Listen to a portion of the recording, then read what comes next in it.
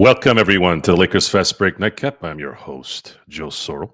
Yes, Jay, it is 11 o'clock at night, but entertainment, Lakers basketball, Dodgers baseball, sports never sleeps. And I'm in kind of my Sean Grice mode right now where I'm going to be staying up, even though I've done about 20,000 things today. So uh, Gerald kind of set the stage already for me before I committed, so I had to commit at this point. I was telling them, hey, I got to see how the night develops. I have a lot of things going on, but I'll let you know. And of course, I get on YouTube and it's the nightcap at 11 o'clock, so I had to commit. So thank you all for being here tonight.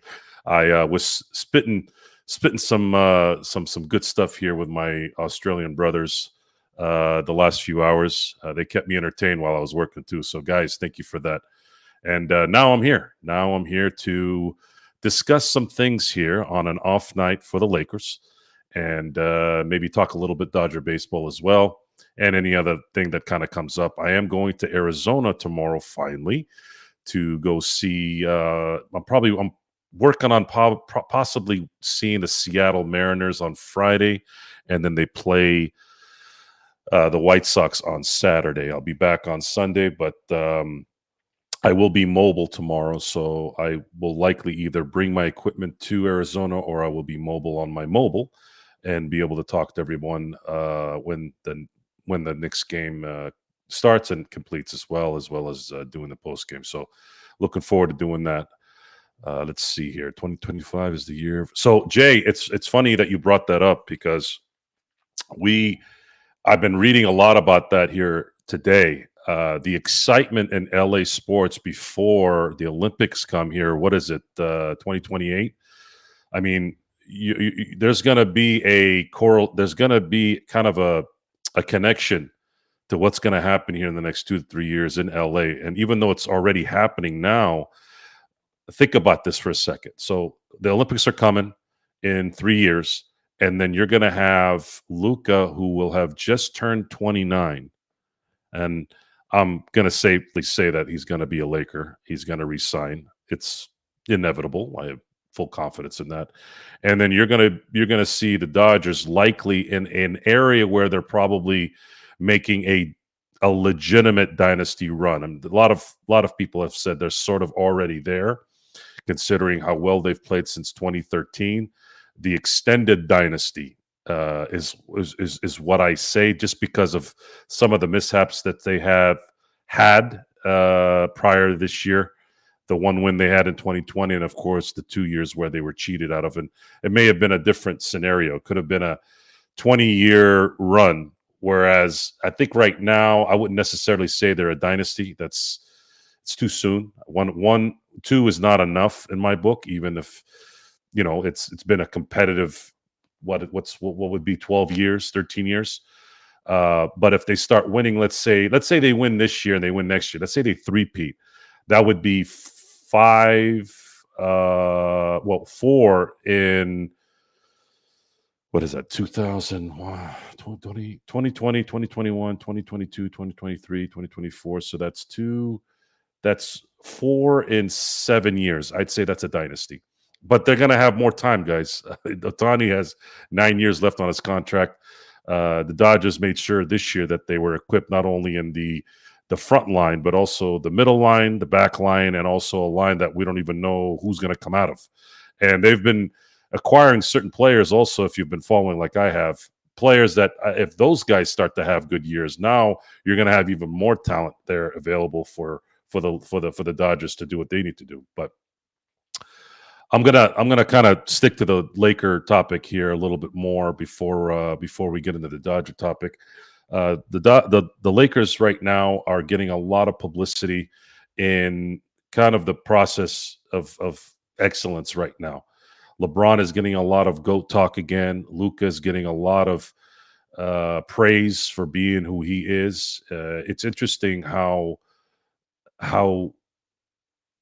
up and down these discussions are on what is what.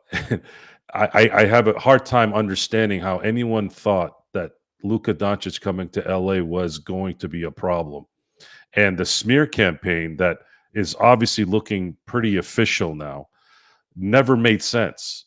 I heard a line where they said, "Well, we didn't want to commit." We, as in the Adelsons, the owner of the Dallas Mavericks, they didn't want to commit to someone who wasn't going to last for the long haul. I think it was Nico Harrison actually that talked about that too, and talked about that they're looking for like a Kobe type or a Kyrie type that's going to, put in the work and last a long time. Well, what didn't make sense about that is, did they forget that Luka's 25, at least at the time of the trade? So if you felt like he wasn't going to last 10 more years, don't you think you'd want to at least cover 5 of those years? Do you see Luka really breaking down in the next year or two? Did that pulled calf really scare you that much to the point where you thought this guy was going to have calf problems for the rest of his career? It just doesn't seem like these guys really are observant. So, but then again, the cynical side of me says, is it really being observant or just there's some kind of power trip here? Folks, when you're dealing with people that have that kind of resource and they feel maybe marginalized by someone who doesn't have their resources, this is my assumption here, guys. This isn't anything that I've put in writing that I know for sure.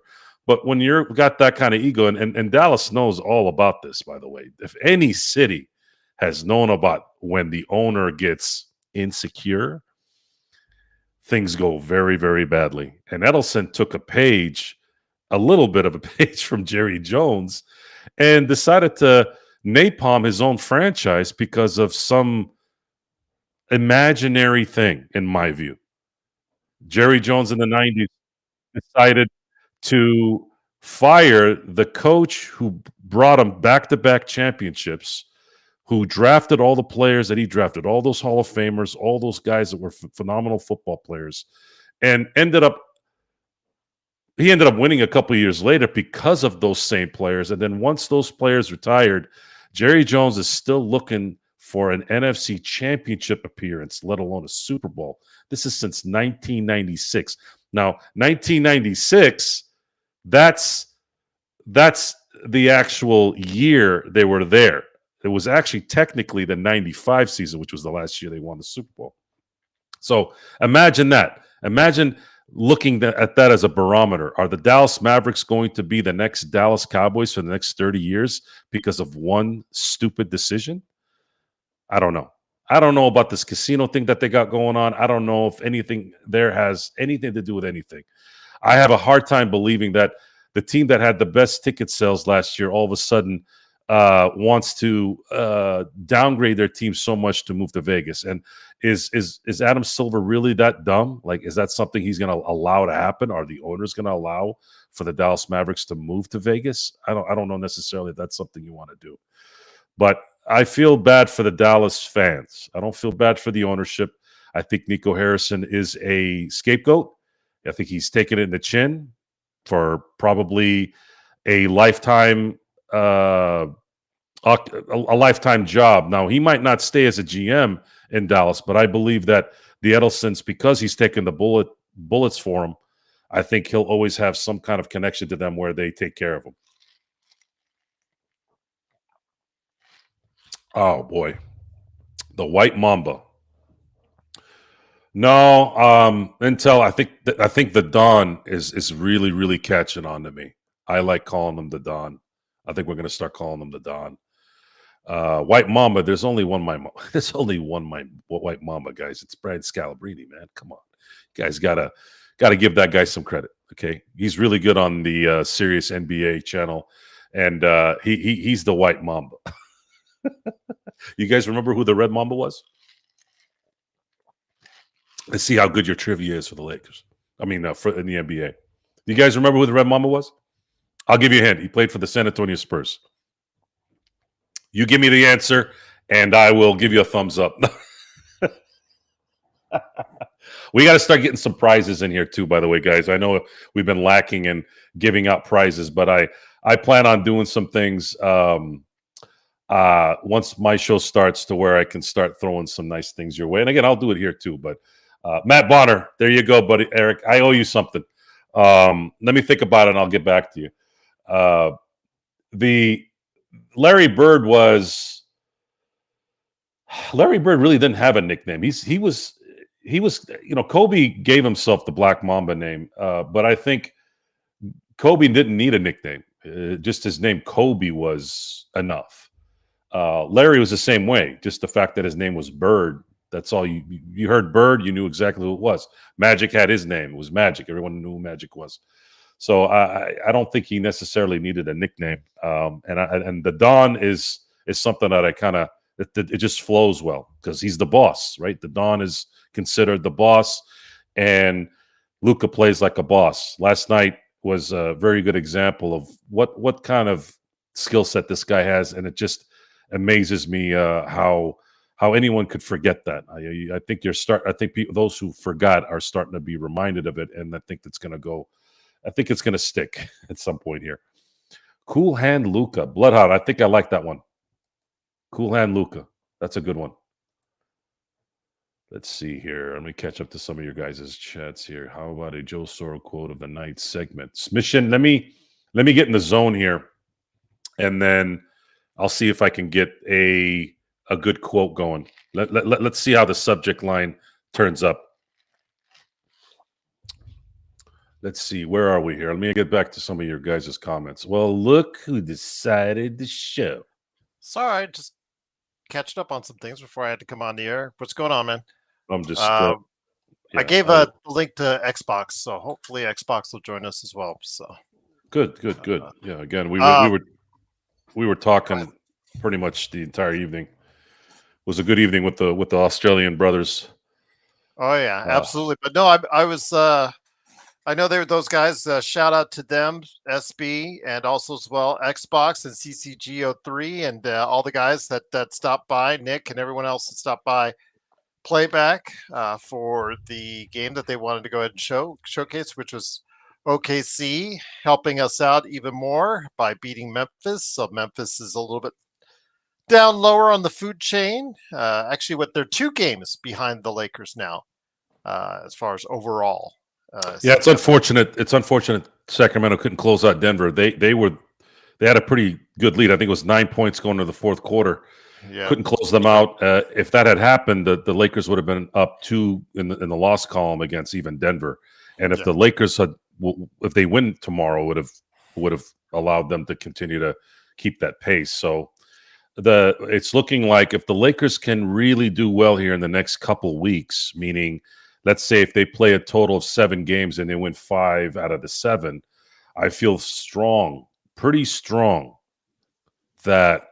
I feel strongly that they're probably going to get really, really official with number 3 at least with the 3.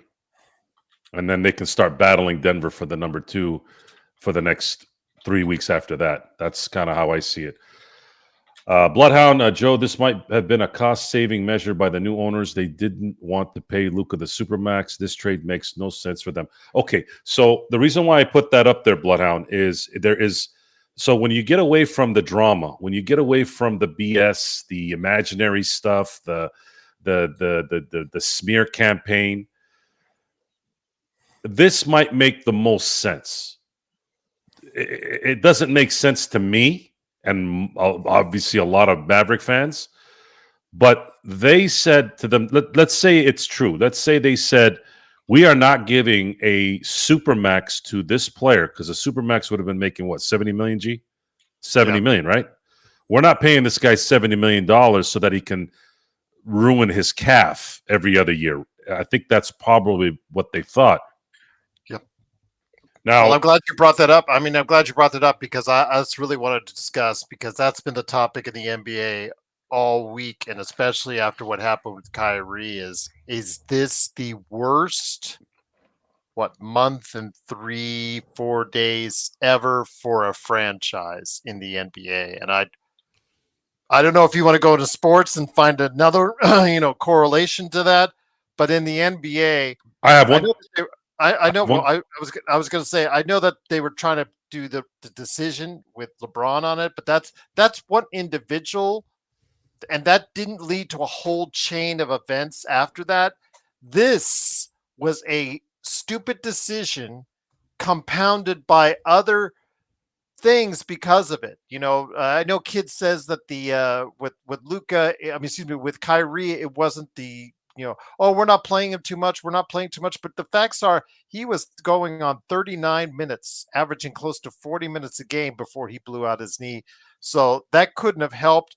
Plus what happened to AD, plus all the centers that are going on there. This is probably the worst I've ever seen it in an NBA in a month, for a little over a month for an NBA team. But you have something in mind that competes with that, Joe. What is it? Yes, I do. And it's not in the same breath, but it's in the same effect, likely. And it just so happens to involve the city of Dallas. It's Dallas that was involved, except they were the recipients of the benefit of that trade. So, Black, I'm going to get to you in a second here. Gerald asked a question. I think it's important to compare this to something in my lifetime that I could probably put as an equivalent because of what ended up happening. And it was we were just discussing Jerry Jones in Dallas and Jimmy Johnson in the 90s. So check this out, Gerald. The Dallas Cowboys and the Minnesota Vikings. You remember that trade, right? You know what I'm talking about? Oh, I remember that trade. I was like, man, that's a lot for Herschel Walker. So Herschel Walker at that time, folks, was like the Saquon Barkley of running backs at the time. Herschel Walker, standout All-American out of Georgia, Heisman Trophy winner, won a national title with Georgia, was the star. And back then, running backs were what quarterbacks are now. So, Jerry Jones buys the Dallas Cowboys in 1988. They have the worst season they ever had, going 1-15 the year they drafted Troy Aikman in 1989. And then after that, they traded Herschel Walker.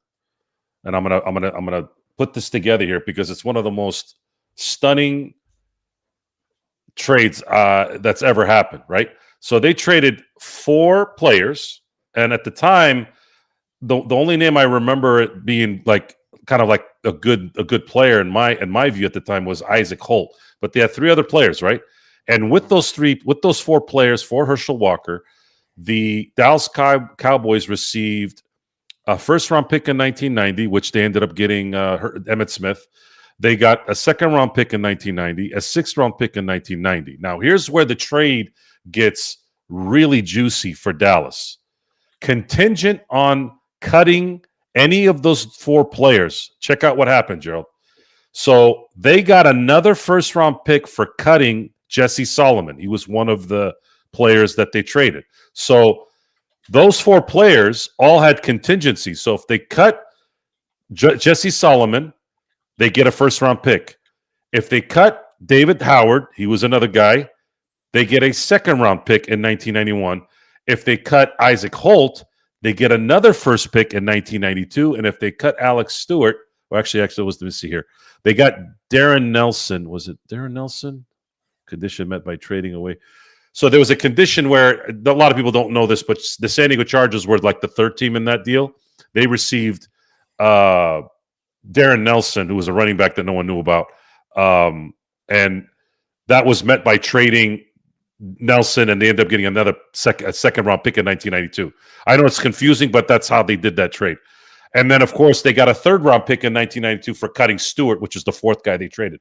And then Minnesota got Herschel Walker, Dallas's 3rd-round pick, San Diego's 5th-round pick, Dallas's 10th round, and 3rd-round pick in 1990-91. So they essentially got, for Herschel Walker, they got 3 first-round picks, and you all know how big first-round picks are in the NFL. Now, those are 3 first-round picks, and then they have their own first-round picks. So those years, they had 6 first-round picks in those 3 years that they got those picks for that trade. And then on top of that, they had 3 other second-round picks, counting their second-round picks. So they had 6 first-round picks and 6 second-round picks. Is it no wonder that these guys won 3 Super Bowls in 4 years? And the 1992 – go ahead. But the only thing I say is that was based off of that trade, that really, really bad trade. And I agree with you. That is a trade that's consequential enough to be in the statute of the Luka. But I'm talking about the immediate after effects and the fallout from it. Have you ever seen such a fallout in such an immediate fashion? Because, that Herschel Walker trade, that was done in the summer, if I believe, correct? That was done, or was, Offseason, so it was done the off season. So there was still time, No, Gerald, no. There's nothing that can compare to this. Honestly, from my view, I've been thinking, like, seriously, I've been thinking, what trade really, even in hockey, like, I know the Gretzky thing is everything after that has happened since that is really compounded. It is about all this bad luck that has befallen the Mavs. And I've been going back to We Talk Mavs, not for a mean purpose, but you notice we haven't seen Frank on here lately, right? In quite some time. He is there at We Talk Mavs, but it's like a funeral, man. And I really starting to feel for those guys, because they're working hard like us every single day, putting out content every single day, and to hear it's really hard for them to put out content. You and I have talked about before how there are certain days, just like with any job, there are certain days that you and I just we don't have it, but we got to go push through it, right? These are those days for them at We Talk Mavs right now. These are those days, because they were down by 35 today against Milwaukee. It was ugly. It was bad. And it's just like it's a funeral there. And all these fans, they're all depressed. And not only top of that, on top of all the injuries, Joe, on top of everything else, the statements by the owner, the statements by the general manager, not once do they mention the work ethic of Dirk Nowitzki, the most popular player outside of Luka in Dallas history. They also, man, on top of everything else, they raised the prices for next season by over 12 to 15% for next season. I think it was 8%. No, they were saying it's 12.5, 15%. Somebody said double, but I don't think somebody. Gerald, these guys are billionaires. These people are billionaires. They have analytical guys. They know. Look, Jerry Jones has been flushing his team down the toilet for 30 years, and people still are going to Cowboy Stadium, paying $80 for a beer, paying $100 for parking. So the average increase is 8.6. Depending on where you're at. They know they don't care about the diehards anymore. They don't care about the diehards anymore. They don't need the diehards anymore. They don't need fans in football anymore. Now, in basketball, to some degree, you can say that they still benefit from having a crowd, because football is geared towards TV. They've created that sport to be serviceable, functional on TV, whereas baseball's more live. It's baseball's just better live, no matter how you slice it. You go to a baseball game, it goes faster. The sounds of baseball are better than on TV. It's 81 times. If you have a season ticket at a place, it's 81 games. So you don't have a lot of pressure of, I got to go get to these 8 games and they're going to be expensive. You can get yourself really, really low tickets when there's 81 games to go play or go watch. Basketball, it's similar too. They're 41 games, but they're still expensive. They're kind of in the middle. I always say, like, they're in the middle. They're like NFL and a little bit of baseball as well, because I do like watching basketball live. I prefer it live. Football, if you don't have good seats, sometimes it's difficult to watch football. It's better to watch it on TV because they make it easy. You have the first down line now, and They're going to be doing the sticks now where it's all, CG'd. So they make it real easy to watch it on TV and not want to go to the game. But in terms of what's going on in Dallas, so I don't think I've really gotten into the details of this. And as soon as I finish here, I'll head on over to Mark here real quick. The fact that he's still here is a great thing, Joe. Well, yes. Mark and Sports Baby and I have been pretty much dialoguing for the last 6 hours. Yeah, man. Thank you so much. It was your mic's not on, by the way. We can hear it, but it's like an auxiliary mic.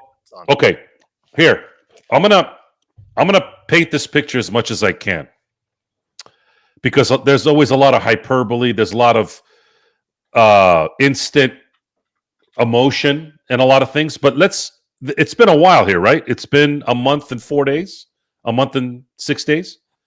No, a month and 7 days. I keep forgetting. February is a 28-day month, right? So there's been a little over a month, and this has had a chance to marinate. The emotions have somewhat kind of settled in one way or the other. Okay, for the Lakers, and especially for us, especially for me, I have been humbled. I've been humbled by what we thought our ownership was and how they were operating. And then you see what's going on in Dallas and go, wow, we were pretty clueless on how bad an ownership can be. We thought our team was being run terribly. And there were instances where it was, but maybe sometimes you just got to be patient. Sometimes things don't kind of run your way. And as a fan base, you kind of got to be able to identify that instead of being emotional about it. So one thing that I've humbled myself in this is I know that we're not going to have to ever deal with somebody like the Edelsons, at least not anytime soon. And that is the enemy here. I don't think it's Nico Harrison. I don't have any ill will towards Dallas Maverick fans. They don't particularly ever really. They've never really shown me to be a fan base that's kind of obnoxious and abhorrent. They're not the Celtics fans in certain instances, or Portland or Utah. I've never really paid attention too much to the Dallas Maverick fan. I just haven't. I do know that they were the best in terms of supporting their team at their live in their games. That's something to say.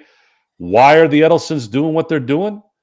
There's no other way to look at it other than they didn't want to pay Luka $350, and they saw some things that they didn't like that he was doing, and they assumed that it would get worse. What else could it be? Now, Black is back. Black is back. We all know what happened with him when John last time.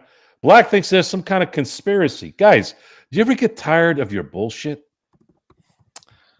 It's right there with the frozen envelope, Joe. Like, you actually think that Adam Silver went over to Dallas and said, what was that? I think Mark was figuring out why if the Ewing lottery back in the day when the New York Knicks won the lottery. I remember that. The common conspiracy theory is that it was a cold envelope. Somebody put the actual envelope containing the Knicks in the refrigerator or the freezer so that when David Stern would pick it, it was a cold envelope. So, yes. Okay. The frozen What envelope. person pulled that out of their ass and created that? And I'm sure you have evidence of this cold envelope. Nobody has evidence of it, but again, it's the way our society's been. I mean, people just think, oh, these conspiracy theories, on politics have just been started recently. No, they've been doing it for decades. I mean, before you and I were born. Oh, I'm a man of the 60s, just barely though.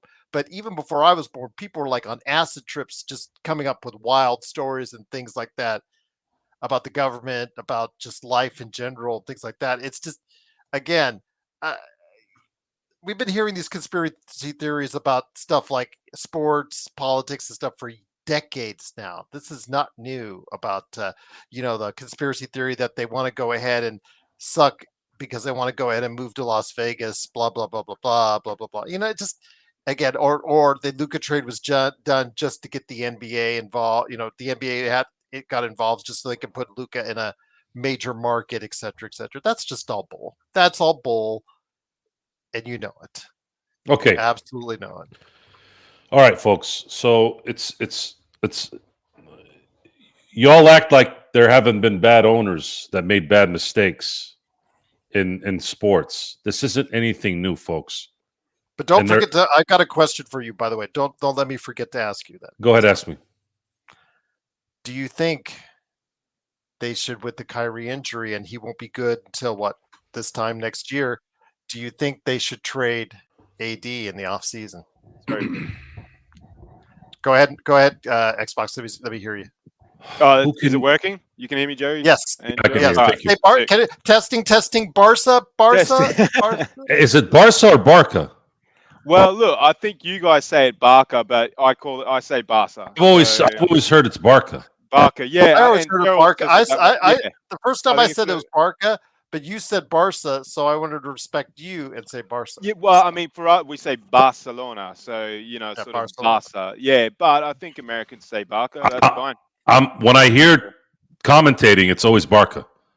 Yeah, there you go. But I heard Barca for 2 years when I was an engineer for a soccer show. Gotcha. No, that's cool. I think it's like tomato. Okay, now you guys got me all You know what's funny? My brain is now like one way Barca, the other way Barca. You know what's funny? The host of the internet radio show that I did that I engineered. So Brian the Doc Holiday, he was this Irish guy, right? And it's funny. These guys talk soccer for 2 hours, 3 hours, whatever it was, and they were entrenched in it. It was life to these guys. They were coaches. They lived in Ireland. They Bunza leagues and the Champions League. Like they were all into that stuff, right? So I remember one time I made a comment about American football, and they looked at me like I should not. They're so respectful. Yeah, it was such a respectful response too. But they looked at me like I was a child. Oh, Joe. They got offended by the football comment. Well, I was talking like I was trying to be like a tough guy a little bit, but not, disrespectful. Just, men football in America. And then they were just like, Joe, men are talking here. That's a good one. Like, just like completely shit on me on air. I never said anything again. Yeah, those who really are blood nosy stuff. Those who are look, man, soccer fans. We talked about this. I have a friend of mine who's he bows down to France, the national team. Yeah. Loves Ronaldo. I can't even talk about Lionel Messi's bodyguard trying to protect him without him going, you're right? Like, I've never been mad at somebody who like Jordan versus Kobe versus LeBron. Like, I've never gotten pissed. Dude, it don't work like that in soccer. Man, you mention Ronaldo in front of Messi people, they'll want to end your life. Vice versa. So I stay out of it. I'm just like, hey, look, I don't know enough. I know enough, like enough to understand the lingo, but I don't know enough to fight the fandom of those two factions. I've been to a couple of Barcelona games, and in Spain, and also I've been to Madrid. That's where my mum is from, and she goes for Real. We won't hold that against her, but you can't wear a Barcelona jersey in Real in Madrid, Joe. You'll get bashed. You just can't. And I'm sure you can wear a Celtics jersey with caution in LA, but yeah, you wear a Barcelona jersey in Madrid, it's game over. So yeah, it's insane. Like, and it's the same in England. I remember I went to watch Manchester City play, and I'd just been to the Manchester United store, and we had to hide all the shit we bought from Manchester United because they would have just clocked us. So they have ultras and stuff there, Joe, and you see it with the when national teams play, they go off, man. It is life and death, and basketball is to a degree, and NFL on that, but man, it's crazy. And then you could even tell by some of the messages I was sending this morning, SB was getting a little bit cheeky if he is out there. And I didn't He still is. appreciate it. Yeah, I know. But his daughter loves Ronaldo, so we've got to change that quickly. But it's a different breed. And you know what you were talking about before with that trade? I'll just equate it to Barcelona really quickly. We won't go on about Barcelona all day, but basically, Barcelona sold in 2016 a player called Neymar Jr. to PSG. Mm-hmm. Very famous Brazilian player. That he got sold for the record fee of 223 million euros, or it might have been USD. An insane amount. Still the record to this day of a transfer fee of about 50-60 million above Mbappe, who recently got transferred to Real. But basically, Barca decided to spend that money on 2 players, okay? And their name was Philip Coutinho and Osama Dembele. And that killed our club, man. And, for several years, the investment of that money really put us back. And they bought the wrong players, similar maybe to what you're seeing here with the Mavs and the logic that they've gone through with the trade. If you make the wrong decision, man, it can put your club back years. And it hurt Barcelona. But we're back, man. We're back in a big way, and we had a great result this morning. So between Barca and LA, man, and Dodgers, we're flying. But no, I was saying earlier though that no franchise within a span of a little over a month has had the kind of fallout and chain of events happen after a dumb move like this, like we're talking about with that trade. And also Joe mentioned it as well with the Herschel Walker trade by the Dallas Cowboys and the Minnesota Vikings. There is no precedent for what we're seeing now to this level of degree of I guess failure. Some of it is caused by them. Some of it's caused by just sheer bad luck. I've never seen this before where the injuries and the stupidity all wrapped up in a nice, neat little month there. It's just absolutely crazy. But before you get into what Natalia's saying, I wanted to hear your thoughts in the offseason because both you guys, we were always talking about, in fact, Joe and I used to have, like earlier this season, we were having back and forth because I was on the trade AD train. And Joe, probably into January is when he started getting on that train. Now that he's no longer a member of the team, but seeing how Dallas is right now and see how they won't be able to have Kyrie on the court for a year, do you think maybe they should trade AD? Well, I think they're going to listen to something. I think they're going to listen to an offer. And I would strongly, we're not going to know this because I have an idea of something. I have an idea. We'll get to your question, Natalia. Natalia, we'll get to it next. So here's why we have to wait to answer that question. If Oklahoma City, and they're playing really well right now, and Shai Gilgeous is starting to really make a case for MVP also, by the way. I'm not going to say he's going to win it yet. Something needs to happen drastically in the next 20 games.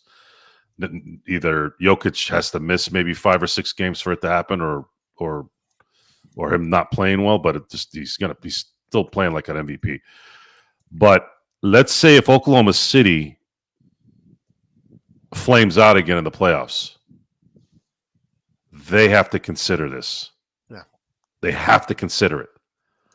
So you send Dallas 4 first-round picks, Hartenstein, and maybe Jaden. I don't know, something like that. I would go for some of their guards because they don't need big guys. They still have 2 7-footers roaming around. Hartenstein would help them, but that's kind of redundant for their parts. I'm just saying. I'm trying to get to the contract. Salaries. Yeah, this is a salary game. and you are still replacing a big with another big. I think you really in this league you can never really have too many. But I would say I'm going to be monitoring Oklahoma City in case they don't make it. So you have who do you have that you would trade? I mean, if I'm Dallas, I want draft picks. Yes, I want they've draft got picks. nothing between 27 and 31. I want Nothing. draft picks. You're not going to get Shea Gilgeous, obviously. I guess Look at Williams. I think Jalen Williams he's not making a lot of money though. They're going to need to put more in there. So, do they do this deal? What's he making right now? He's making $50 million, right? Yeah. Okay. Yeah, I'm gonna go ahead. Yeah. So here's what I would do. Same as LeBron. You would have to decide as the Mavericks, do you want draft picks or do you want to compete? Can you compete? So let's say they want to compete. Let's just say they want to compete. You ask for Jalen Williams. That's not going to work either because of money. You have to get Hardenstein to make the contracts work. So here's what you do. That's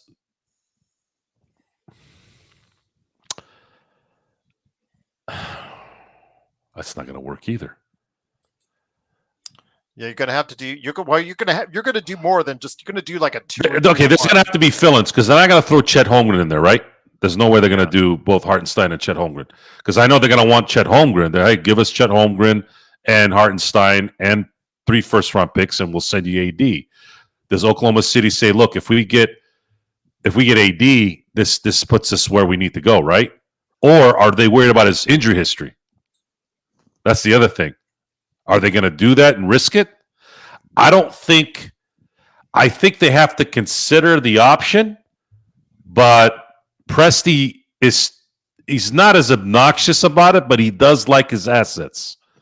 And he might look at it as, look, I'm just going to be patient with this team and let it happen. I'm not going to just jump to something.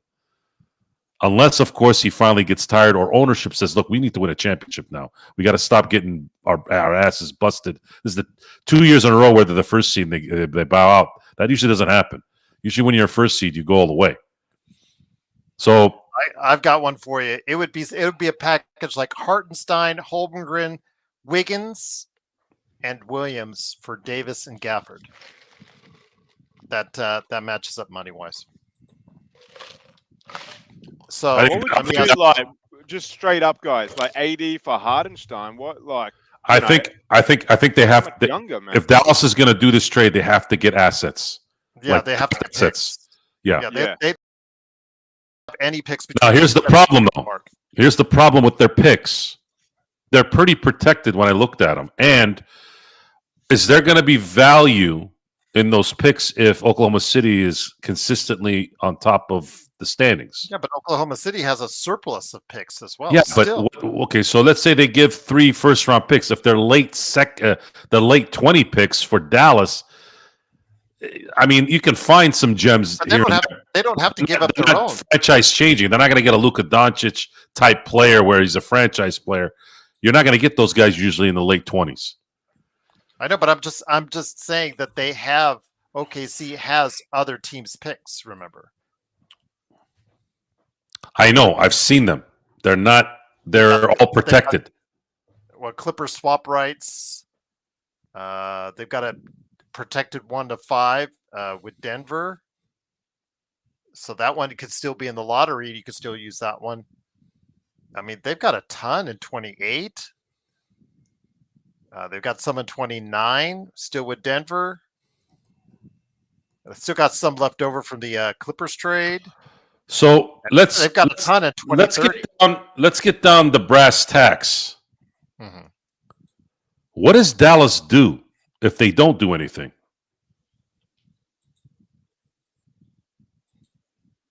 What does Maverick fan do? Do they ever get over this? That's the question you want to ask. This isn't a question I care 2 shits about, by the way. I'm just making conversation. But would Xbox, would you trade AD or contemplate trading AD at the end of the season because of what happened with Kyrie? No, I wouldn't contemplate it from the other side. Like, obviously, the Mavs might want to, but I mean, why would OKC do any of Well, that? it doesn't have to be OKC. Just pure. Yeah, If yeah. you're Well, Dallas, I do don't you know. sit For in the me, room? If we were don't Dallas, know. the boardroom right now are you ready to ponder that possibility because of what Oh happened? yeah, man, they're all in for the tank right now. I would have thought. Like, they're probably thinking to shut AD down for the rest of the the season when he's potentially got to come back. So I think they're honestly thinking right now, after what's happened with Kyrie, is a full-on tank to see how far down the NBA ladder they can go with the potential to. I'm hearing the top 5 people in the draft this year are quite strong. Obviously, if you get the number 1 pick, you potentially have a generational talent or a very, very, very solid talent there in Cooper. So, Dallas are possibly looking to blow it up quite quickly, but I don't know. Why you trade Luca and then you trade AD? I mean, geez, how many lives does Nico Harrison have? A cat has 9 lives. This guy's got what, 20? That doesn't really make sense, Gerald. But just like the other one we're not even talking about. What's Clay going to do? Clay might get to the offseason and say, "Hey boys, trade me because I came here to play with Luca." He's got 3 years.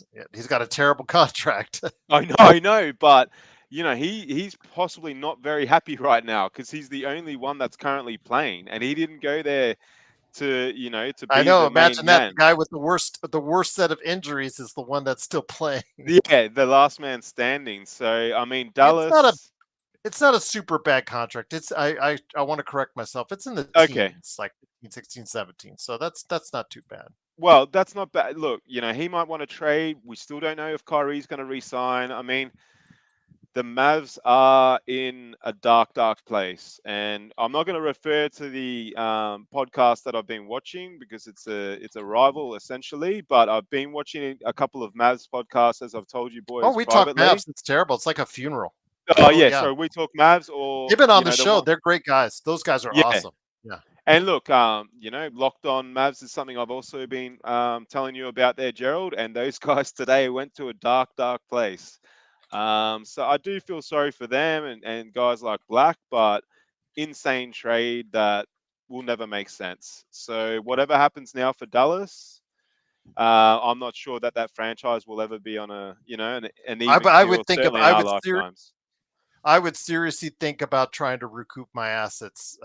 Since I know I can't be a championship level team because without Kyrie, they're not in that conversation. No.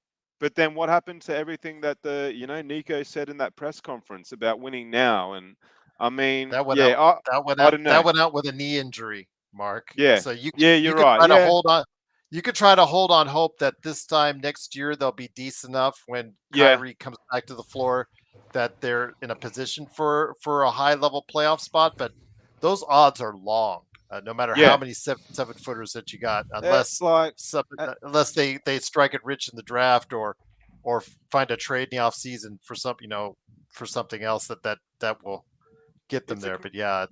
It's a great point, Gerald. But I mean, why they even thought Kyrie could carry a team is beyond me too. So beyond me too. Adios, Dallas. Yes, adios indeed. Go ahead, Joe, with Natalia's great question. She had a great question as well about Mr. Michael Jordan and wanted to know why you and I both think I don't know what Mark's position on this is. It's like Messi and Ronaldo. Still out there? Yeah, she's still out. Chime in. Yeah, about. Okay, folks, it's very important. It's very important to understand the difference between best player and having the best career in a team sport. I didn't watch Wilt Chamberlain play. I barely saw Kareem play. Never saw Bill Russell play. Really didn't see Dr. J play. So I can't give you guys any comparison to those things. I didn't see Jerry West play. Didn't see Elgin Baylor play. Didn't see any of these guys play, so I can't really pre-1990. I can't really give you guys any true assessment on what those guys' skill set were from an individual standpoint. However, Michael Jordan, folks, I saw in his prime. I saw Kobe Bryant in his prime, and I've seen LeBron James in his prime. And I have never seen a more skilled basketball player, more determined, with the accomplishments than Michael Jordan. There's no way you will ever convince me that anyone was a better basketball player from every facet of the game than Michael Jordan. He just was better at playing basketball than anyone I've ever seen. And LeBron James and Kobe Bryant are out of this world amazing, which should tell you how amazing Michael was. Kobe didn't have the extra gear, God-given extra gear that Michael had. It wasn't his fault.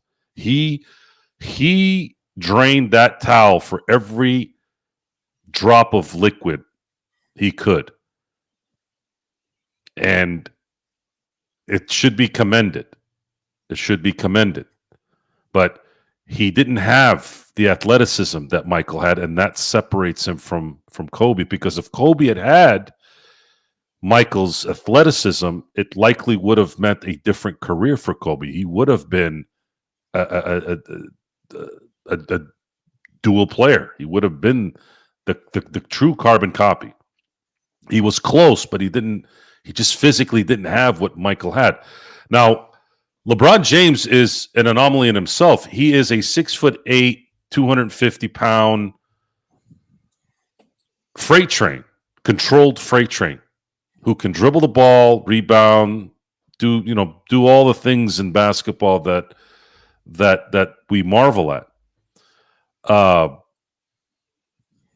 But he's just not as skilled as Kobe or Michael, especially Michael, in terms of being able to get to a spot, make a jumper, hit last second shots on a with regularity in big games.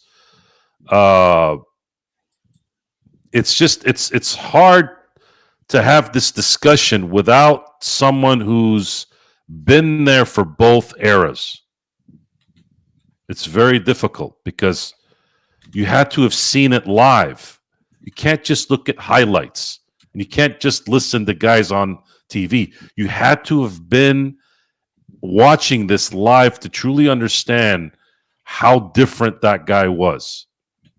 And if you're going to compare eras in terms of the skill sets and try to make your excuse on what is and what isn't, you're not doing yourself any favors in there as well. You're going to try to convince someone that, well, this era was more skilled than it was in the 90s. Okay, how do you base that skill? Because you shoot more threes now? If you think that Michael Jordan wouldn't have adapted his game to make more threes, you're out of your mind. All these guys could have adapted to today's game. As a matter of fact, those guys played harder, longer, and played every game virtually at a time where it wasn't as soft as it is now. So imagine if those guys had that mentality playing in this era. You guys had the players that you have right now wouldn't have a chance. So in the end, this is how I'm going to put it, because I think this discussion is somewhat redundant. Michael Jordan will never be topped, in my view. He is the greatest physical basketball specimen I've ever seen. And he has the stats too, folks. He just didn't play 22 years, but the guy played 15 years. Go look at his statistics on top of the winning. The guy won 10 scoring titles. 10! Okay? In 11 seasons, Joe? Huh? How many? Sorry, in 15 seasons, 10 and... So he won the scoring title 10 years straight in the 10 full seasons he played from 98 It's insane. and behind that, right? He won 6 NBA championships, won 6 finals MVPs, won 5 MVPs, should have won 7. Won Defensive Player of the Year in 1988, scored over 3,000 points in 1987. Another reminder for you guys, okay, guys? I want you guys to focus when I say this, okay? He had a year where he dropped 32 points, 8 rebounds, and 8 assists. He could have averaged, almost averaged a triple-double, scoring 32 points a game. The guy was the best athlete I've ever seen other than Bo Jackson. Bo Jackson, from an athletic standpoint, I don't know if anybody will ever top that. That guy was a once in a, not a century, not a lifetime, once in a millennial player. I don't think you'll ever see another Bo Jackson in our time. I just don't see it. Props to Deion Sanders too. The fact that he played baseball and football, people should give him props for that. He's humble about it, but the fact that Deion Sanders almost batted 300 in baseball when he said he wasn't really that good at hitting a curveball was pretty amazing. He was a better football player. That's just how it worked out. And of course, he's done what he's done, and there's no, you really can't say much other than good things about Deion and his career. But LeBron James, especially if he wins one more title, there will be no doubt he will have the greatest NBA career that's ever been created. Even better than Bill Russell, even better than Kareem Abdul-Jabbar, in my view, based off of their statistics. That Russell one, though, is hard to. That's a hard one to beat, though. It is. However, you have to factor in a little bit there of opportunity and time. Okay, so here I'm going to explain this because I've done enough research on eras. this. I get that. It's not just that, Gerald. It's not just that. I'm not downgrading this, okay? Mm-hmm. Bill Russell played with 4 Hall of Famers in his 13 years. Tommy Heinsohn, Sam Jones, Havlicek, Bob Cousy. I think there might be another one in there too. Those are the ones I remember. The man, and there was only 7 to 8. I think there was 9 teams one year when he won as well. So you had 7 to 9 teams in that era. You played one series before you got to the finals. You have to put competition and circumstance in this discussion, because if you don't, it doesn't make sense not to. So let's look at LeBron James, okay?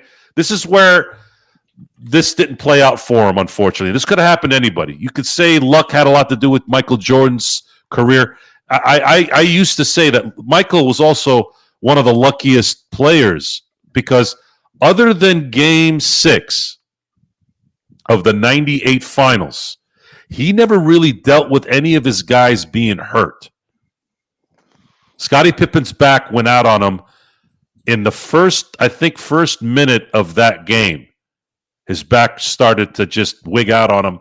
He was going back and forth in the locker room, and he had to kind of suck it up and win that game kind of by himself. But that was one game out of all those final series. So in a lot of ways, Michael did get lucky in terms of his players, his cohorts, his guys never really had any major injury. Whereas you look at Magic's time in the 80s, there were a couple series there, even in 91, where a lot of his guys got hurt. Even he got hurt in the 89 finals. You look at LeBron. I'm not going to go into there was really 3 series where LeBron it wasn't his fault. Number 1, 2015. 2015, Kyrie and Kelly Olynyk almost tore out Kevin Love's arm off. If Kyrie and Love did not get hurt in 2015, the Golden State Warriors do not beat the Cleveland Cavaliers. They don't, because LeBron had that team 2-1 with Dellavedova as his second best player. Delhi. Right? So that's one series, right? They come back the next year. Golden State has one of the greatest, if not the greatest, regular season runs ever. And they're one game away from winning to basically putting the cherry on the top, right? Cleveland comes back 3-1. They win the championship. Now, after that, everyone knows, hey, this ain't it. Cleveland's going to probably win back-to-back championships because now the Warriors got debunked. I felt clearly that LeBron was going to probably win 2, maybe 3 in a row, especially with how weak the East was. They had a pretty easy conference to go through. And I think mentally they destroyed the Warriors after that. Well, there was an opening, and of course Kevin Durant goes to Golden State, ruins everything. If Kevin Durant does not go to Golden State, I feel very, very, very comfortable in saying that LeBron at least wins one of those 2 titles. So between 2015, 2017, 2018, if LeBron wins 2 more titles in those 3 losses, he's sitting at 6 titles right now. That changes his career a lot. So I guess the conclusion at the end here is everything we're saying right now is if, should, and maybe if it happened. We can't live in that kind of world, guys. The results are what they are. As of right now, LeBron has work to do still. He can change this. He could change it a lot if he wins 1 more title. If he wins 2 more titles, I'm not going to answer this question anymore. I have nothing else to say. Because it'll be 24 years, 24-year career. If he wins this year, next year, let's say, I'm just using this as an example. You're talking about 24 years in the NBA, all the records, 6 titles, probably wins maybe another Finals MVP in that. I'm not going to answer the question anymore, regardless of how individually great Michael was. LeBron starts to put himself in an area where you can't really argue anymore of anything. You could just say, well, you think LeBron's better? Well, you're probably right. But I wanted to go to add something on it before I get into Xbox. Natalia had said, Joe, that Kobe is her GOAT, and it should she feel bad about that? No, that's her opinion. Well, Natalia, there's a reason. There's a good reason because for that. He won it because he won it with back-to-back without. Very true. Now, I mean, Kobe's without Shaq, Kobe's career is very hard to compare to Michael. It's very hard to compare to LeBron. I'll tell you why. Kobe Bryant did not come into the league being the guy. He had to wait. And you also have to understand that Kobe was the first perimeter player to go from high school to the NBA. At that moment, at that time, it was a very, very, very what's the word I'm looking for? It wasn't supported by coaches, by general managers. No one wanted 17, 18-year-old small guards to be in the NBA. So Kobe really never had a chance to really bust out the moment he came into the league. He had to wait. He barely played his rookie year. He played enough in the second year. Still irritates me he didn't win Sixth Man of the Year that year, by the way. Made the All-Star team as a freaking non-starter. That was the crazy thing, right? Played awesome in that. That's probably the best All-Star game I've ever watched, too. The Stars of Stars was in 1998, by the way. So you had Kobe come in the way he came in, which was never been done. He was the first. He never really played a full 82-game season as a starter until 2000. And they happened to win a championship that year. And he was first team all defense. Now, Natalia, you'll like this. I've said this a few times on the show. Accomplishments change so much of who you are in terms of the hierarchy of greatness.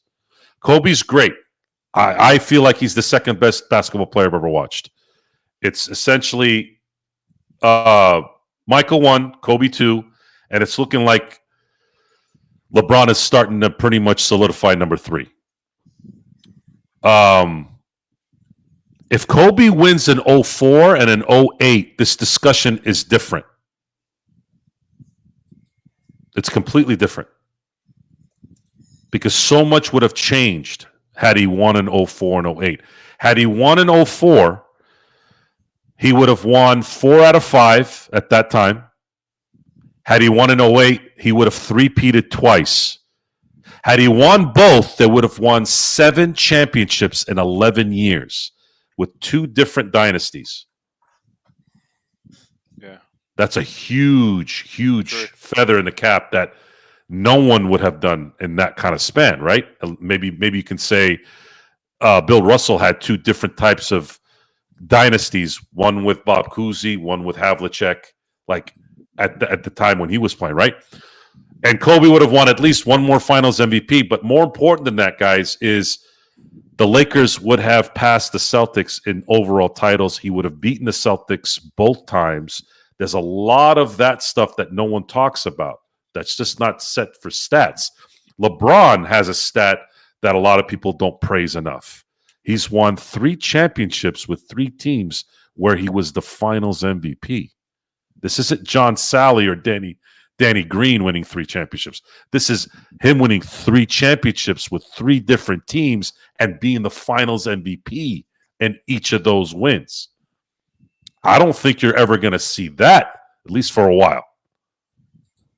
That is a stat that people need to talk more about with LeBron. So, how about you? Well, how does Xbox feel about the greatest of all time? We never actually asked him on his opinion as a newer fan to the game. Yeah, look, I'm a newer fan, but I'm born in '85, so I have seen a bit of ball in my time, and I think I've told you boys before. Is it Giddy? Giddy's the greatest of all time? He's close. He's certainly when you're talking about with the ladies, but especially if they're young. You said it, not me. I don't understand this. How does a 19-year-old get flack for dating a 17-year-old? Let's not go there. Let's not touch it. But jeez. No, agreed. And that's possibly why everything petered out in the end. But my first love in basketball was Hakeem Olajuwon. And obviously that was around the time when Jordan was very prolific. And then came my love for the Lakers, when Pau Gasol got traded there. But I started going for the Lakers around 98. Don't really know why. My brother goes for the Nets. I went for the Lakers, and that's just how we roll. So I've seen a lot of basketball, but obviously not to the extent that you guys have. But certainly my favorite player of all time is Pau Gasol, and that will be until the day I die. Every time I saw him on the court, I just couldn't take my eyes off him. Don't know why. Obviously, that Spanish connection with me resonates, but just absolutely loved the way he played. And I still do. And when I watch the highlights, it just means so much to me. But guys, I don't know. LeBron's been brilliant for me, obviously, and he's in everyone's sort of Mount Rushmore, and he's definitely in mine. But it's Jordan. When you watch the highlights, when you watch a documentary, the guy was just crazy, and the way that the world felt about Jordan. Just go watch some of those highlights from the '92 Barca Olympics when the Dream Team rocked up to Barcelona, and it's just so special, man. And maybe it was a different time where there wasn't social media and things like that. So there's still a mystique around Jordan that you probably don't get with a guy like LeBron. And that might take something away from me. But it's hard for me to really differentiate. At the end of the day, I'm a Laker fan. So Kobe is right up there, man. He is right up there. And what he did for us. And, the tragic death that he did have, Gerald, as well. I feel like we've lost a bit there around Kobe and the fact that he can't really be here to sort of stick up for himself in some of these conversations and that. I would have loved to have seen him be around and still drive the Lakers and things like, the All-Star break. that's a little bit of a blight on LeBron. Some of the antics that he has pulled around All-Star breaks and things like that. So it's all good. I won't get too. I don't want to upset the chat or anything like that. They're all really, really great players, but my favorite player is Pau Gasol. So in my personal space, he's my GOAT, and that's all I sort of concentrate on. But and it's your opinion. You should be respected, man, for it. I mean, he had a great career. Yeah, he did. For a Spanish player to come into the NBA, win Rookie of the Year. In when was it? In the early 2000s, he won Rookie of the Year, and then to get traded to the Lakers and win 2 chips, and like Joe said just there, narrowly missed out on a third. Still hurts me to this day what we did trading him. I sort of that was you'll know that period better than me, Joe, why that trade happened, but it does hurt me because Pau didn't want to leave the club. And then he went on and had some pretty good years in Chicago, which he could have done for us. Correct me if I'm wrong there, Joe. I certainly don't feel like Pau was the one initiated that trade. So, yeah, I love Gasol. What do you think? What happened there? Something happened. Something happened that we still don't know the meat of it. Something happened off the court between Pau Gasol and I think Shannon Brown. Some kind of interlude of something from the females in their lives. Gotcha. We never found out really what it was. Like there was never anything that came out where there was a definite of what was going on, but there was some rumor there. Now, looking at that trade, the initial trade, the one that for CP3, once that deal didn't go through, it destroyed the morale forever. Both him and Lamar. Yeah. And the team was never the same.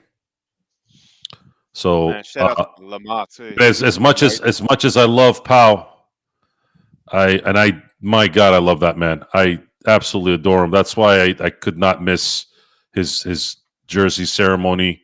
I was there. I can't believe you went to that, man. It was so hard to watch, but so beautiful too. It really was because he just couldn't stop thinking about Kobe the whole time. I know, man.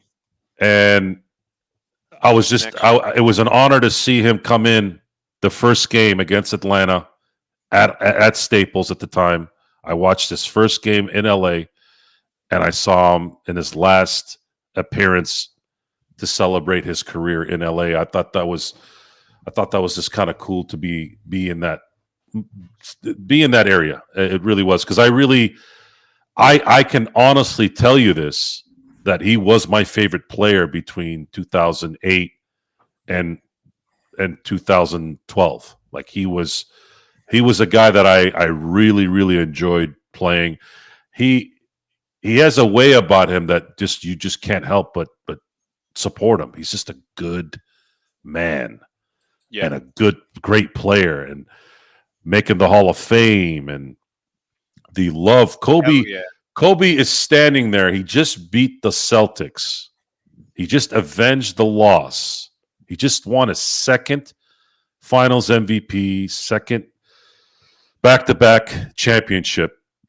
And the first thing he says is, I want to thank Pau Gasol.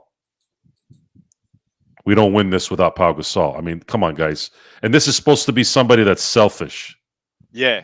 So whenever some dillweed comes to me and says, Kobe didn't pass, didn't do this, I'll get my phone and I'll go right to that speech. I said, does this look like somebody who's selfish? He's not even talking about himself. He's talking about his teammate. And you talked about Hakeem Olajuwon. When Hakeem Olajuwon won the MVP in 1994, he made all his teammates come to the middle, because at that time they would give you the MVP usually in the second round. Okay. And it would be a home game, and they presented in the middle of the court. David Stern would get out there, spit out the stats for that year, tell the crowd what's up. That was one of the really cool things David Stern used to do. He used to, it was like a machine with all that. He knew everything. And then he'd announce the MVP, and they were interviewing Hakeem Olajuwon. He's like, I can't accept this award without my teammates. They all got it. They all came to the middle of the court. They all held the MVP together. those guys. Why? Why do we love Hakeem Olajuwon? Why do we love Pau Gasol? Why do we love Kobe Bryant? Yeah, they're great players, Hall of Fame players, the greatest of all time type players. But man, the way they were is what we really, really love. And the way they respected the game, the way they respected their teams. And they weren't, I mean, Pau Gasol was the nicest out of the three, obviously. But I also love the fact that Hakeem Olajuwon slapped the shit out of Vernon Maxwell. So much so that he's telling that story in the podcast with Up in Smoke. And for those of you who don't know who Vernon Maxwell is certifiable. Like, he was nuts. If you think Artest was crazy or Draymond, you have no idea, folks. Vernon Maxwell, I think if it wasn't for basketball, he would have been a serial killer. He was fucking nuts, okay? He did something disrespectful. Whatever he did, he was explaining it. And Hakeem is like, you don't do that. Have respect. You're a professional. Well, he's like, fuck you, and all that. And all of a sudden, here comes the Nigerian fucking backhand right across his face. And Vernon said it himself. I'm paraphrasing, obviously. He's like, all right. He out of respect, he's like, he fucking slapped the shit out of me. I'm sitting there like, okay, no problem, Hakeem. It's your team. I got you, you know? Did you see that quote over Joe? I found he came in and put his big old hands on me. Look, man, Mark, Gerald, humbleness comes in very interesting times. It's very, very quick and fast. Sometimes you don't even see it. There was an instance years ago, okay? My uncle, love him to death. He's 5'10", about maybe 200 pounds, right? I'm twice as big as he is almost, right? Or wider at least. So my sister and him and I go to Florida for vacation to hang out. And for some reason, we started doing the bro thing where we started wrestling, right? And guys, I've wrestled my friends 1, 2, 3 at a time, whooped the shit out of them, right? Not even thinking. I get into a scuffle with him, and I couldn't move him. And he was laughing at me. You know how they say country's strong, Gerald? Like, he had superhero strength that I didn't know he had. And I'm like sitting there looking at my sister. My sister's fucking dying. She's fucking laughing her ass off. She goes, oh my God, I've never seen my brother get played like this before. I'm trying to move him. I can't do shit. He's got me in a grapple and he's laughing the whole time. And I'm sitting there and I'm just like, dude, I'm fucked. I can't do anything. So we separate, and it was like the discussion the whole night. I'm like, oh my God, I couldn't do shit. He could have whipped my ass. I could not move him. Didn't even phase him, nothing. So those things it's always fun to discuss those things, because for those of you who think you're all tough guys, I've been around a lot of fake tough guys, and most tough guys are fake. There's very, very few guys that are legit. The reason why there's very, very few, because not a lot of those real tough guys are really vocal, and they usually don't get themselves in situations where they have to show how tough they are. The only ones that think they're tough are the ones that usually mouth.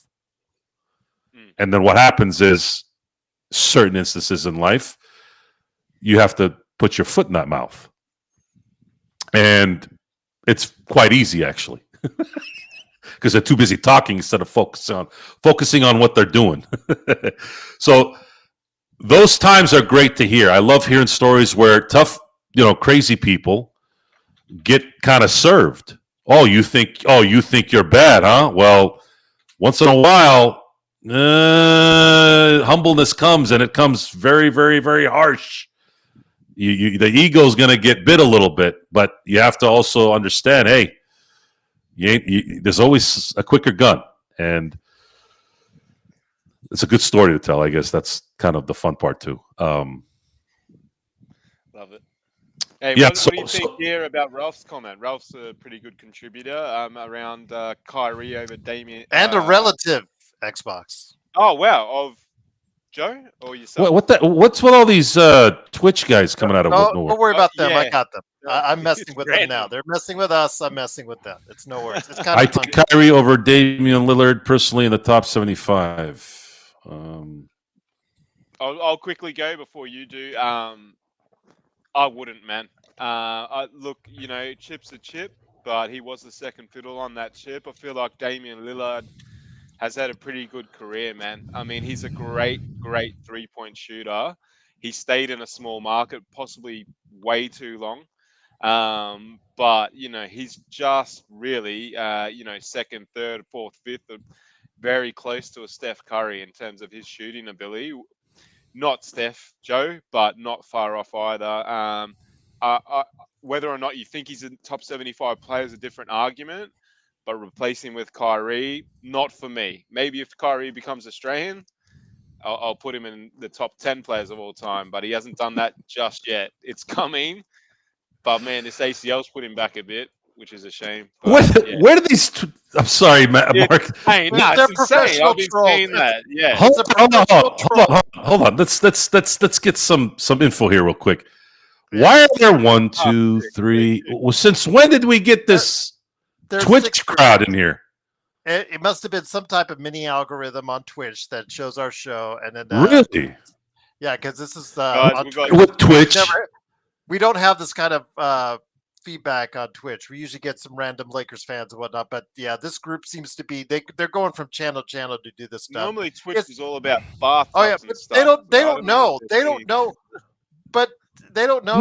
No, they just mentioned how I get worked up. They know who I am. No, they don't know how we like to mess with them. Like they think they're having fun messing with us. They don't realize that this is one of the channels that fights back and loves fighting back against them. I don't know who you are, Speen. I don't know who you are. Sorry. Yeah. And I don't talk to strangers on Twitch. I already know how Twitch works. You're like this. You're a big, and as am I, of Thane. Thane's. I haven't seen. Thane, I know. Yeah, Thane is my guy. Yeah, he's Joe Q to you. What was he? I think he's got a good question. Better shooter, Clay or Dame? Oh wow, no Clay. Wow, Clay. That's a good one though. Clay. So yeah, good. Clay. I would say you could argue Clay's the second greatest shooter of all time. You could, man. You could argue that. Clay was insane at his peak, and obviously during that period, that's where I've watched the majority of my basketball. And I don't like the Warriors for what it's worth. I never will. But the dude, what's wrong with the Warriors? I just hate him, man. My nephew goes for him, but he doesn't know that. But yeah, they've had a lot of success when we haven't, and we were possibly at one of our darkest moments. Obviously not in recent years, of the 2020 onwards. But for me, Clay was just, it was almost automatic a few of those years, Joe. And that 1-2 punch, you'll never see. I don't know. I mean, there's, never say never again, because the league has turned into a 3-point shooting league. But that Splash Brothers combination, man, that was pretty crazy. And some of Clay's biggest highlights, the 60-odd point game off whatever amount of shots and dribbles he took. I think it was less than 10 dribbles or possibly a little bit more. And that 38-point quarter, dude, you just watch that and you just, that's absolute elite. So to have two players in the same team, far out. Yeah. Special stuff. Yeah, Natalia, Dwight Howard belongs in the top 75. He was arguably the greatest defender, at least at his position, ever. I mean, it's arguable. I'm still picking Hakeem, but definitely in his era, I think he belongs on the 75. Joe, did you ever like the Warriors? No, I never liked any team other than my teams. There was a little bit of support for Hakeem during the Houston title teams. Yeah, but no, I was a Laker fan through and through. I've never cheered for anyone like I've cheered for my teams. A little bit for Hakeem, but that was because I liked Hakeem. Just like I like who was another guy I really wanted to win? Remember Ray Bork? When he left Boston to play in Colorado, this is hockey. I really wanted him to win. There was a huge support behind that. I really as much as it hurt, I really wanted Dirk to win in 2011, and he did. I really like Dirk Nowitzki. I've always liked Dirk Nowitzki. I have a lot of respect for him. That's another really good dude. And I thought he got a lot of I thought people called him a choker. That really pissed me off, and I wasn't even a Dallas fan. I'm like, dude, this guy played his ass off in the 2006 finals. He didn't choke anything. Well, he choked against the Cold State Warriors the following year when he was a 1 seed. I go, just because you lose in a series you should have won doesn't mean you choked. Sometimes you just don't have a good series. Brilliant European player. I'll just ask you one more. What about Duncan, man? Nat mentioned it earlier. Just sort of Duncan is a little bit forgotten in a lot of the discussions that we sometimes come about. 5 chips. He's not forgotten. It's just he's not forgotten. It's just he's not better than Kobe or LeBron or Shaq. Yeah. And he's amazing. You could argue he's the greatest power forward of all time, but when other than in 2003, you could say 99 too. But 2003 was really the 1 year I saw him work Shaq and the Lakers that year. Yeah. The way his touch off the backboard was he's great. No, he's great. He was great. He was in my life watching basketball, he's second behind Magic in terms of best team star I've seen. Wow. Like a guy that enhanced the team and was an all-time great. Yep. I don't care about Diddy, Robot. I don't care about that stuff. I didn't care about Diddy before or after. No, we don't care about those kind I don't care about sleazy baby oil scumbags. Sorry. We have a joke every now and then, but we're not like that. Dame, no way Dame is better than Kyrie. Fair enough, Rasul. Well, that was a comment from a while ago, but all good. Hey, how about we just quickly? What are your thoughts on tomorrow's game, boys? Or today's game against the Knicks. Today, sorry, it sounds like Karl Anthony Towns is going to be playing tomorrow. He's dealing with a personal situation. I believe his girlfriend just recently announced cancer diagnosis, if I'm not mistaken. Oh my god! And he's had his mum die too. Jeez. Yeah. Well, shout out to Kat, man, because no one deserves that at all. But that being said, the fact that he's not there should make things obviously easier for us. And man, it'd be nice to beat New York. And then are we away after that? G, do we start the away tour? Yep. Go to Boston on Saturday. Yeah, we do. Yes. True. The thing that I was saying this in the chat to our YouTube chat. I'm really worried about the back-to-back at the end of it with Milwaukee and Denver. That's unfair. That wasn't even changed. That schedule, Xbox, wasn't even modified for the Fires. Those two, that back-to-back was already there and set by the league. I think someone said it earlier. I can't remember exactly who, but one of the regulars. The NBA's done us no favors with this end of season schedule we've got going. I mean, I'd possibly expect LeBron to miss one of the games on this trip that's upcoming. Look, they'll probably both miss the Denver game. That's right. Yeah, sort of sacrifice that game or what have you, depending on how we're playing at the time, or how far in front we are. I don't know what is going on with Twitch, but no, they're not missing the Denver game. If any game they're going to miss, it's going to be Brooklyn. Okay. Yeah, sorry. No, remember it's Milwaukee. They're playing. Huh? It's Milwaukee, Denver. It's Milwaukee, Denver, isn't it? Yeah. Sorry, the logic is you don't. Yeah. No, they're not. You can't. There's no time to miss any of these games. Sorry. I'll give you Brooklyn. I'll give you Brooklyn, but no, you can't. No, both of them need to play Milwaukee and Denver. Sorry. right, you tell them then. What is this? What are we pampering these guys now after Well, getting into the zone? You know how they're going to. All right. Who's they? I didn't hear they do anything like this. Shit, right. bro. Yeah, no. No. You getting paid $50 million a year. You motherfuckers need to play. Yeah. No. You don't miss Milwaukee and you don't miss the Denver game. I'm sorry. You lose those games, hey, fine. But no, the Lakers have a second seed they got to go win. They can't be mortgaged. This isn't Darvin Ham.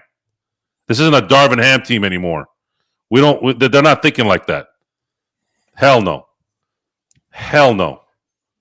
You want to rest?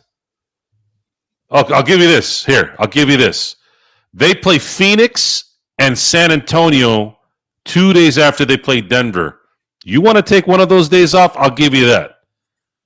But that's a back-to-back as well. They go to a back-to-back correct. And then right into a back-to-back. Correct. But why would you ruin the momentum of what they're doing right now? It's not like LeBron is killing himself in these games. He is relaxing. He played 33 minutes yesterday or 2 days ago now. That's a good That point. was yesterday. Well, yeah, 2 days ago. You're right, because it's past midnight. Joe going to stop you if you. 4 games in 5 days. 4 games in 5 days. Guys. I'm tired of this soft shit, man, from everybody. Jesus. Yeah, I know. But you know what? LeBron doesn't look to take too much time off. So look, Joe, that's exactly how if we roll, especially if we get AR and Rui back during that trip, we might be able to rest the boys a bit more. So the aim's got to be top 2. So I agree with you. Resting against Denver won't happen, but they might find somewhere else. We'll see. But tomorrow's, the schedule is not bad, actually. It's not bad after that. After this next, like between the 8th, because I know New York is going to be competitive today, but I feel like they're going to win, especially with Karl Anthony Towns not available. But from March 8th until, let's say, March 20th, that they play Milwaukee again at home. After that, they have Chicago, Orlando, Indiana, Chicago. Memphis is a good team. Houston, Golden State, New Orleans, Then they play Oklahoma City back-to-back games, and then they have Dallas, Houston, and Portland at the end of the year. So they really only have, like, from March 22nd, that last 3+ weeks, it's a very favorable schedule. I don't see why they wouldn't be able to finish this off and possibly get a second seed, but maybe no worse than a 3. I think if they can get a 3, sure, we'll take what we can get. But I'd like to think that you want to guarantee 2 home. You want to guarantee 2 home courts in this thing, so that you have a really, really good chance of making a run. That's just kind of how I'm looking at it. Where's the burger from? Is it from In-N-Out? Is it from The Habit? Is it Five Guys? If it's Five Guys, you got to take a down payment you got to take a second in your house to get that. We'll be busy though, Joe. 7 games in 10 days. So, well, Gerald, there's only one old guy in this team. That's it. Everyone else is in their 20s. Some of these guys are in their early 20s. Some are in their mid-20s. This is a young man's game. This is what they get paid to do. I think that's why these guys have so much energy on defense, guys. Is that they're young guys. They're young. Yeah. And then LeBron just needs to do what he does best. Is run. I don't count Markieff, Kurt. He doesn't play. He's like Jared Dudley right now. In 2020, he's a cheerleader. That's still crazy. We had him on the team. He used to go pretty hard at the Lakers when he was playing for the Suns and what have you. Did Dudley play for the Celtics as well? Sorry, I might be confused there. He definitely played for the Suns. He used to. He played for the Suns. He was a prick too. I didn't like him. He played for the Nets, Suns. Yeah, cool. No, it was Celtics. I don't know where. got that from. That was obviously Rondo. Geez, Rondo played well for us in those playoffs, man. Used to hate him for the Celtics, but he had a great career. I don't think I've ever seen. Yeah. Well, with you, I don't think Xbox. I don't think I've ever seen darkness behind you. I don't think I I've know ever... it's dark, boy. It's 6:37 p.m. for me. So, and you're 12:37 a.m. Yes. But 16 hours behind. And Yeah. as you know, we've got the cyclone, bearing down on us. So that's possibly making it a bit darker. But send some of that rain over here. Send some of that rain my way. I'm happy to. You can take some of the wind too if We you just like. had some. Yeah. We had a huge shower of about 5 minutes, and it was just sprinkling. Yeah. Wow, crazy. I know Joe's having some rain where he is, but yeah, it's all happening. Clean out the streets. It's a late one for you boys. Yeah. Well, again, it's good. No, it's good. I mean, yeah. We the plan was to confirm it.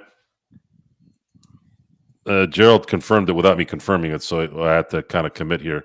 But I do want to thank you guys for being on the show here, and of course everyone, including the numbnuts that came out of nowhere from Twitch. Thanks, Chris. Let me just say this, Chris. The guy lives in Surfer's Paradise. Yeah. How would you not be tan if you're in Surfer's Paradise? Mark is not your typical Australian. He's got European blood. Yeah, that's true too. So you know what this man does. We see in the chats what this man does in his off time in Surfer's Paradise. Is he really listed as available? Who's that? Cat? Reeves? Hold on. Is Cat listed as available? I know Reeves is listed as probable at this point in time, and he's playing.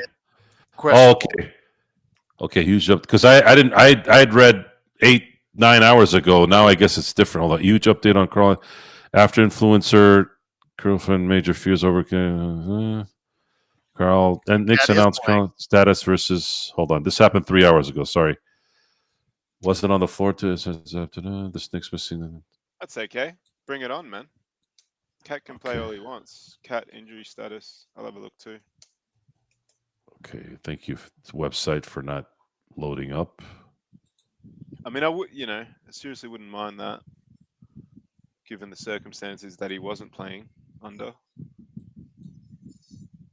Okay, he will tomorrow. He's listed saying he will. Okay, yeah, he is playing tomorrow, according to Ian Begley. Ian Begley, yeah, he's a Knicks. He's a forever Knicks writer. So yeah, he's a good source. Well, bring it on, man. That's fine. I don't know. I'd have to look this up. But did you hear Jackson Hayes as being like the #1 rated center defender since the start of Feb? Something like that, Joe? Yeah, since February 1. That's crazy. Yeah, man. since February 1. And this goes back to what we discussed here before we head out. When you allow people to develop and play more minutes, sometimes they'll surprise you. Sometimes the rhythm catches on. When you don't let people play, it's hard for them to give their full ability until you give them enough time. And there's definitely an improvement in terms of who's feeding him. But you got to give him credit too. He has played phenomenal basketball. He has been great at what he does well, and he's also improved in areas that he wasn't playing well in. And I don't know how it's going to play out when the playoffs start, but if he plays like this in the playoffs, it's going to mean some really good things for the Lakers. It really is. And I don't see why he wouldn't, especially on the offensive end. Nah, man. These teams, there's really the only way you're going to beat the Lakers, I think, is if you do what the Celtics did to Dallas last year, or the Celtics do what they did today. Pritchard and Castle. The big unit there. Yeah. Why do we always forget his name? The one with a really bad haircut, but now he's bald. Late night, man. Jesus. Yeah. I know. Derek something. That's it. Derek White. Derek White, yeah. So both him and Derek White hit what? 16 threes today? Yeah. And what do you do there? And they were hitting logo shots too. It was Pritchard. Pritchard was destroying. Yeah. So the Celtics team. Wow, true.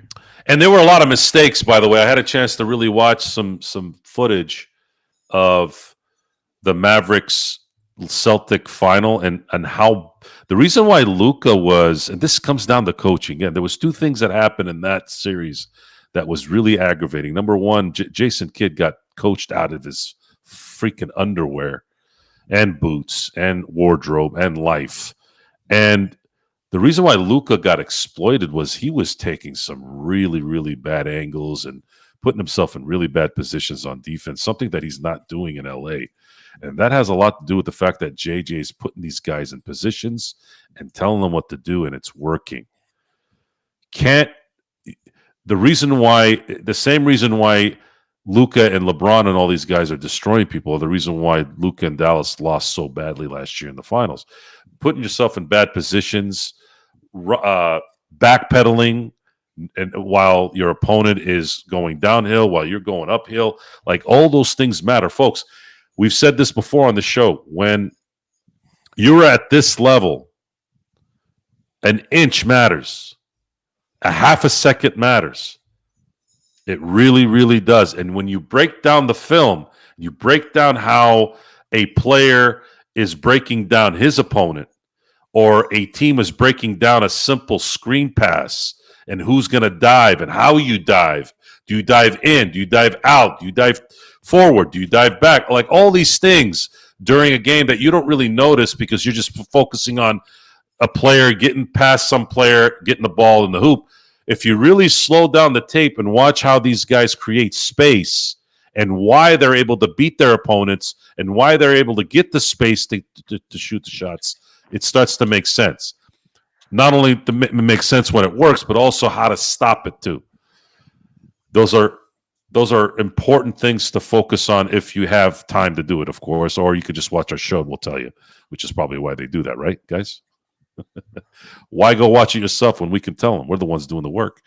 But we're happy that we're here for you to do that. I want to thank Mark for going into the night with us for the first time, by the way. And then Gerald, I don't know if you sleep 4 hours a day. I got to get up at 5 after I put the show to bed. Nice, so I put nice on the audio. So yeah, I got to get up at 5. Nice. I'll sleep at 5. Ralph, what is the old saying? I'll sleep when I die. Yeah. That's from Roadhouse. Yes. Yeah, it also brings forward your death. So please remember that. I love Hawaiian pizza, Hernan. Don't get me started. I love now. You're getting me That's in the mood to buy pizza. Hawaiian pizza later. That's not pizza. Yes, That's it pizza. is. Hawaiian pizza is awesome. Eating fruit off a pizza is not a real pizza. It is. No. Hawaiian pizza is the bomb. There you go. By the way, Ralph, your comments tonight were terrible. Work on them for tomorrow.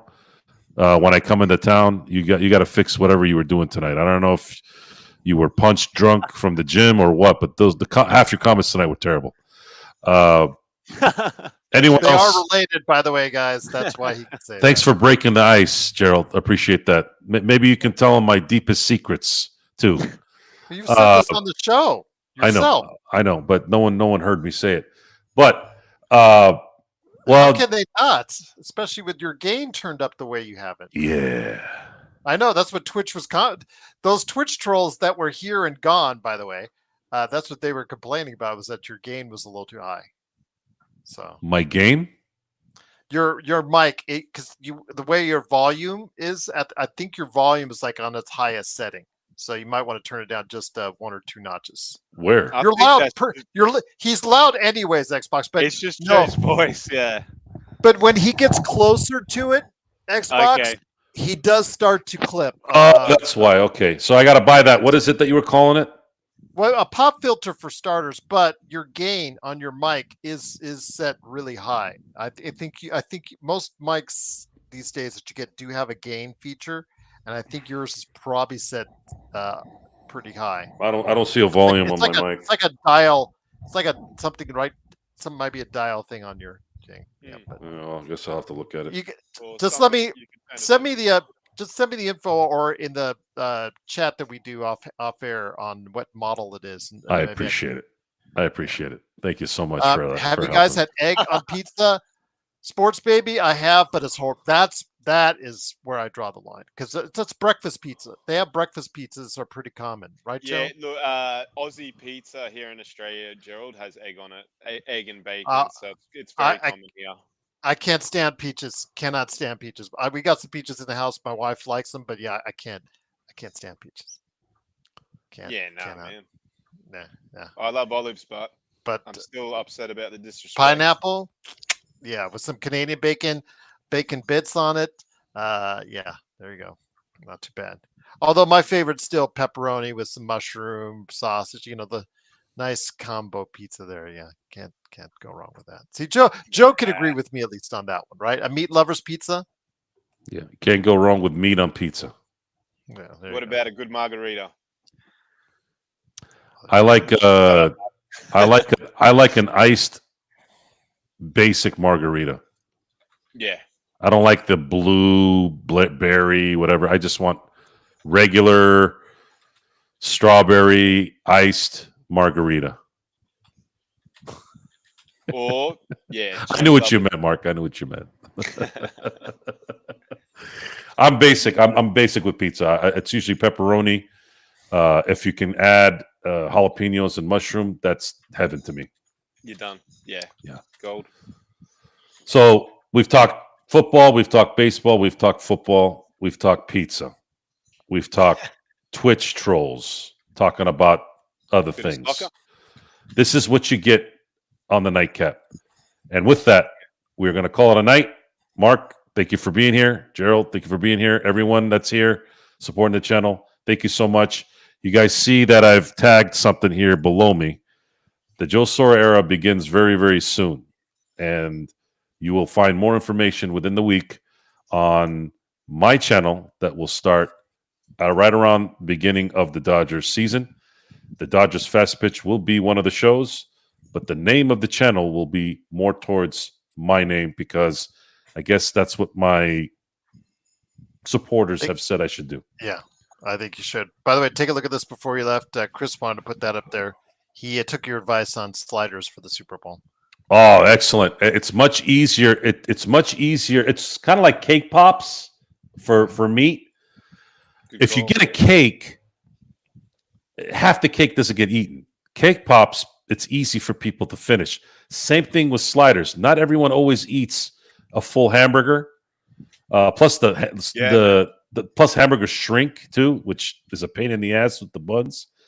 Also, I only supply half bottles of water, not the full ones when I got parties, because almost half the crowd will open up a full bottle, a full 12, I think it's a 12 ounce Kirkland bottle, whatever. And they'll drink 3/4 of it, half of it, 1/4 of it. The smaller ones, it's like 3 shots and usually it gets drink or people drink it. So just a little bit of experience in that world. Good call. But anyways, again, we'll be back tomorrow. I will be mobile tomorrow, folks. I don't know if I'm going to bring my equipment. I might be mobile on my phone, but I will be watching, and I'll likely be on the post game. I just don't know at what capacity. I'll have to see what's going on. What is your agenda for the weekend? So I want to go to spring training I want to go to a spring training. The plan is to get to the spring training game for Seattle on Friday and the Sox on Saturday. One way or the other, I'm going to one or the other. I'm going to try to make both. And the plan is to do a show with Jeff this weekend, should he be able to get over there. If not, I might do a show with him while he's at home, and I'll be mobile as well there. So I'll be doing shows mobile or possibly doing a show there with someone else. Don't know yet. Won't know until probably Friday. Shout out to Juan, who was asking. So. And Juan, I will let you know when I'm in town. I'm coming in tomorrow. I'm leaving in the morning. And then we'll dine in purgatory. That'd be really cool. I meeting as trust me, meeting the people who watch you on a regular basis it's really cool. My time with Ozzy was really, really cool, and his family. So yeah, big shout out to them. Yeah. Chris, if you need a break from the wife, I'm your guy. Is it one of those guys? Is it one of those things, Chris? He needs a bit of time out. Just make sure you get a hall pass. What does she have you doing errands on a Sunday during football? Is that what it is? Speaking from experience. In my house, my wife learned long ago that you don't mess with a man in Sunday football. You don't mess with a man in anything in my house.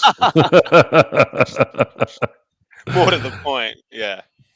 Well, hey, Joe look, and Gerald, I just want to thank you for having me on, man. It's the first time I've been on a nightcap, so it's absolutely privilege. really? Oh, it's great. Yeah.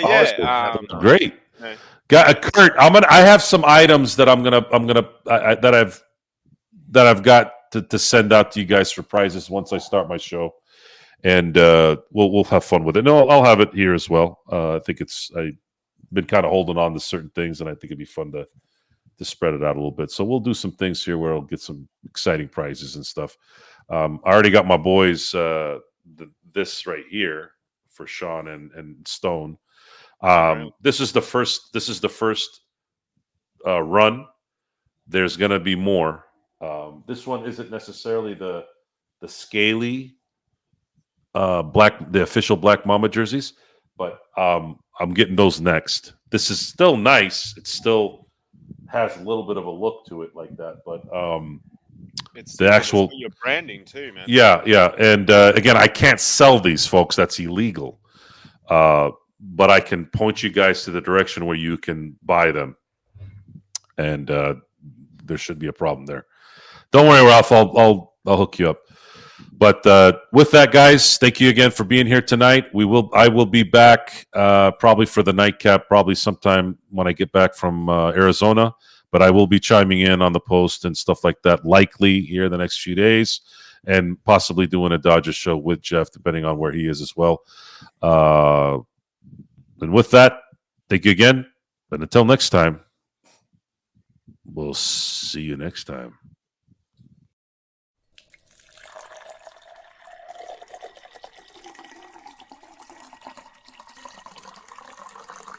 Oh.